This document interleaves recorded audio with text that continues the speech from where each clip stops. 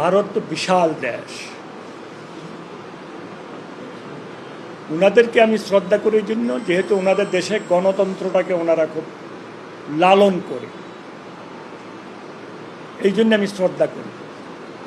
তবে মনের থেকে আরও বেশি শ্রদ্ধা করব ওনারা যদি ওই দেশের সংখ্যালঘু ওনাদের আপন করে নেয়, নিরাপত্তা দেয় এবং ওনাদের জনগণের একটা অংশ হিসাবে মনে করে সমস্ত ব্যবস্থা নেয়।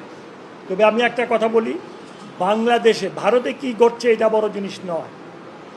বাংলাদেশে ভারতে ঘটছে বলে বাংলাদেশে ঘটবে এমনটা হতে দেওয়া হবে না।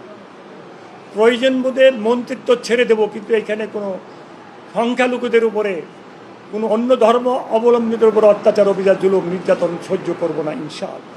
আল্লাহ রসুল সাল্লাল্লাহু আলাইহি ওয়াসাল্লাম তো মুসলমানদের মধ্যে বিভক্তি চায় নাই। উনি এই ব্যাপারে সারা জিন্দেগি পরিশ্রম করে গেছেন মুসলমানদেরকে এক রাখার জন্যে, আল্লাহর প্রতি আস্থা বিশ্বাস রাখার জন্যে, আল্লাহর হুকুম অনুযায়ী চলার জন্য। আমরা কথায় কথায় বলি হজের পরে এটা, হজের সাথে এটা তুলনা দেওয়া ঠিক না। হজ এটা আল্লাহর হুকুম, হজ হলো যাদের উপরে ফরজ তারা করতেই হবে, হজের সাথে এটার কোনো তুলনা হয় না। এখানে দুই পক্ষ তারা যদি মিলে চলে আমি খুব খুশি হব, আগের মতো অবস্থানে যদি চলে আমি খুব খুশি হব। কিন্তু এটা ওনাদেরকেই সিদ্ধান্ত নিতে হবে ওনারা কি করবেন। সরকার, কারণ একটা জিনিস হলো কি, একজনকে জোর করে রাজি করানো যায়? জোর করে রাজি করানো যায়?